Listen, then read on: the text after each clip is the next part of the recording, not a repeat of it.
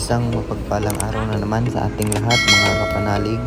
So ayan, ngayon naman lang tayo nakapag-vlog dahil sa sobrang busy. So ayan, may nadaanan ako dito, aso, bagong panganak. So ayan, marami siyang mga tuta. Ayan, so diretso tayo dito. Dito pala yung Malate Church mga kapanalig. So ayan, dito na tayo sa bus stop kung saan dito yung Malate Shrine, Malate Mountain. So ayan yung Rojas Boulevard mga kapanalig. Sa daming mga dumadaan na mga motorista. So napagpasyahan ko pala mga kapanalig na pumunta rito para maglakad-lakad. So maganda pala yung view dito kaya kumuha na rin ako ng video. So harap lang pala to mga kapanalig ng Aristocrat. So ayan yung Mansion City of Culture. So ayan yung niya dito, bukid. So ayan yung fountain. Ayan, ang ganda. So kung gusto nyo magtambay, so dito mga kapanalig may mga binebentang mga pa rito, mga frame, mga photo frame, canvas, mga obra ng mga ating magigiting na mga taga-pinta. Ayan, ang ganda ng mga obra nila. So ito mga kapanalig, binibenta nila to, itong mga na to, obra na to. So ayan yung fountain. Ayan, napakaaliwalas yung araw na to mga kapanalig. So tamang tama kung gusto nyo mamasyal, nakaka-relax. Pag stress kayo, pwede kayong pumunta rito at malapit lang. So ayan, ikutin natin tong mga obra nila. Kung may mapusuan, may magustuhan kayo dito, tamang tama to. At alam nyo na kung saan kayo pupunta.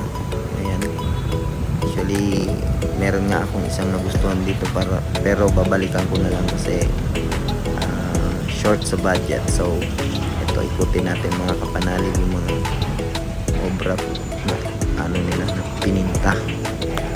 So ayan, so located pala to mga kapanalig sa Malate Shrine, sa malapit lang sa Rojas Boulevard, Aristocrat. So yun yung landmark ni Malate Church. Yun yung mga malalapit na landmark dito mga kapanalig. So ayan yung Aristocrat mga kapanalig. Ayan yun, pakalapit lang. Ayan pa, dami, marami kayong pagpipilian ditong mga obra mga kapanalig, pang display sa inyong bahay, lalo na kung bago yung inyong bahay, wala pang mga display na mga arts. So tamang tama to, tsaka kung mahilig kayo sa arts. So ayan, let's go. So ayan, kita nyo naman yung mga dumadaang sasakyan. Maya lulubog na yung araw. Napakaganda dito mga kapanalig. Ayan, may kalesa pang paraan. So pwede kayong sumakay simula dito, puting yung Manila gamit ang kalesa. So ayan, hindi ko nga lang alam mga kapanalig kung magkano yung bayad. So sa susunod nating vlog, yan yung susubukan natin ang sumakay sa kalesa para magano tayo, umikot tayo dito sa Metro Manila, doon sa Luneta Park. So ayan, napakaliwalas ng panahon ngayon.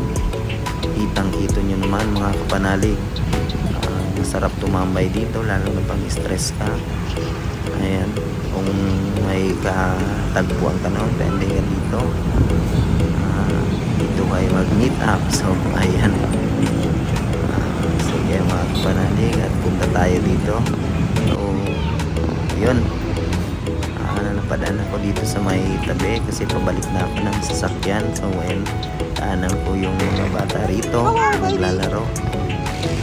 Kawawa naman sila at nakahiga lang dyan sa may gilid ng gutter. So ayan, balik na tayo ng sasakyan. Kaya kasi punta na tayo ng Robinson Ermita. Okay, doon tayo muna magpahinga at may bibilihin tayo.